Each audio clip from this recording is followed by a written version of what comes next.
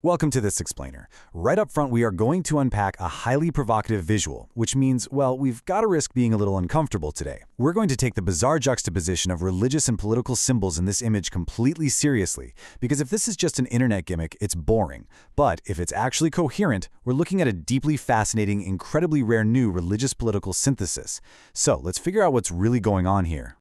Okay, let's just dive right into the image itself. We've got a purple flag, a massive golden dove, and a prominent cannabis leaf, all flying boldly over the United States Capitol. Jarring, right? It calls itself the flag of the Holy Spirit Empire. Now, to a casual observer, this might look like pure satire, but the theology behind it is surprisingly coherent. It basically weaves together Pentecostal fire, American manifest destiny, and a Rastafari herbal sacrament into one singular, unified worldview. To actually understand this synthesis, and we're doing this without taking any sides, we'll break it down across 5 key areas: decoding the purple flag, the Pentecostal dove, the Rastafari leaf, a technology of the spirit, and finally, challenging American civil religion. Starting with Section 1, decoding the purple flag and this new religious political synthesis. To see why this flag represents such a massive rupture, we have to start with the baseline of America's Christian history, which is primarily Protestant, Reformed, and Evangelical. In that traditional framework, the Father creates, the Son redeems, and the Holy Spirit, well, the Spirit is often considered the shy member of the Trinity. The Spirit inspires or sanctifies, but rarely rules in a direct political sense. So proposing a government explicitly led by the Holy Spirit is a huge theological shift. This new synthesis takes Pentecostal fire, throws in manifest destiny, and tops it off with a Rastafari sacrament. Moving to Section 2, the Pentecostal dove and the concept of the Spirit as sovereign. To make sense of that massive golden dove, we need a quick crash course in pneumatology, which is just a fancy theological term for the study of the Holy Spirit. Back in the early 20th century, specifically around the 1906 Azusa Street revival, early Pentecostals recovered the idea of the Holy Spirit not just as a quiet comforter, but as an active, ruling sovereign. The Spirit empowers believers with very real, undeniable gifts. And that leads to a very specific logical progression. Think about it. If the Holy Spirit is God, and God rules as an active sovereign, then a government explicitly led by the Spirit's gifts, things like prophecy, supernatural healing, and discernment, well, that isn't blasphemy. To someone in this framework, it's just logical. It's viewed as the literal restoration of the kingdom on earth. Now, the phrase Holy Spirit Empire would have sounded absolutely wild to a 19th century Congregationalist. But to a Pentecostal revivalist, the logic tracks perfectly. But here's where we hit some serious friction. Classical Pentecostalism demands strict self-control. Absolute sobriety and peace. The cannabis leaf is definitely not in their historical recipe book. So, where exactly does the leaf on this flag come from? That brings us to Section 3, the Rastafari leaf, known as the wisdom herb.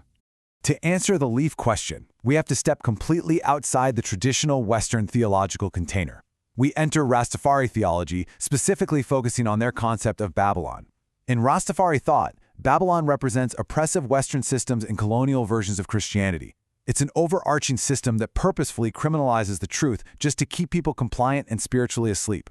So for Rastas, cannabis, or ganja, is entirely divorced from the idea of a recreational drug.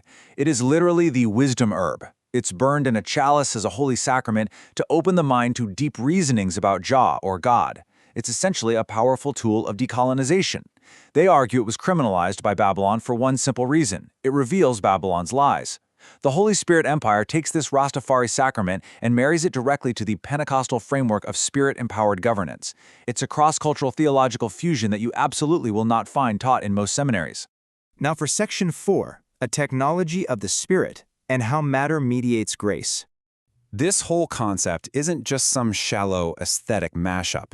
There is a deep philosophical spine connecting these ideas. If you look at traditional Christian creeds, like the Nicene Creed, the Holy Spirit is declared the Lord and giver of life. And biblically speaking, life comes directly from breath. The argument here is that the ritualistic use of cannabis profoundly alters a person's breath, their perception, and even how they experience time. When the leaf is consumed ritually, breath is altered. time slows down, symbolic thought is massively heightened, and users often experience a total dissolution of ego boundaries. Phenomenologically, these physical effects mirror the classic historical descriptions of a mystical union with God. The leaf essentially becomes a technology of the spirit. It's not magic, and it's not intoxication just for the sake of it.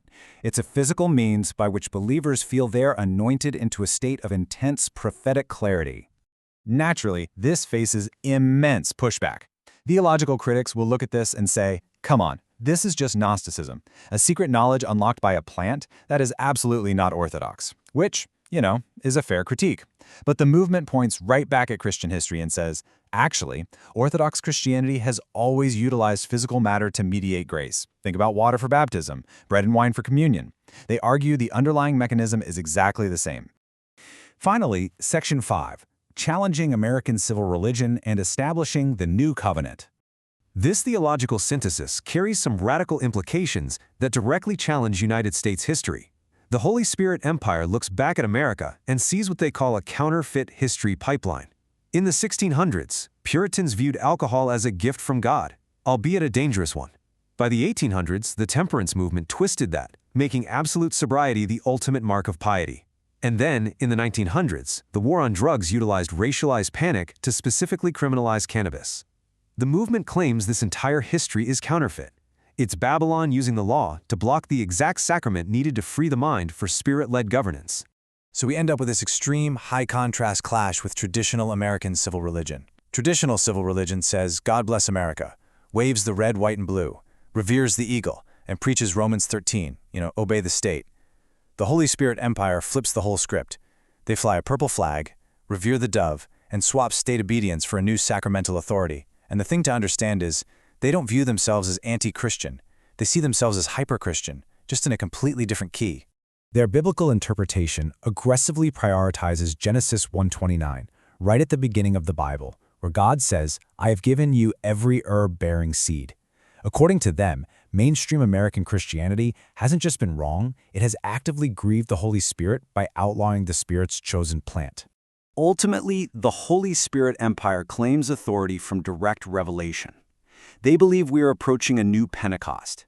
In the book of Acts, the Spirit originally descended as fire. But in their end times theology, the true Pentecost involves the dove descending with a leaf, initiating the global ritual use of cannabis as the mark of the Spirit's new covenant. Now, we aren't here to declare if this is right or wrong. Our goal was to understand the profound architecture behind that bizarre image. And it leaves us with a truly provocative final question. If physical matter can indeed mediate spiritual grace, who actually gets to decide what that matter is? Does that authority lie with centuries of established tradition, or with the claim of direct, new revelation? As religion, politics, and culture keep colliding, understanding radical fusions like this really helps to code the landscape around us. Thanks for joining me on this explainer. I hope it sparked your curiosity to look a little deeper at the symbols flying right over our heads.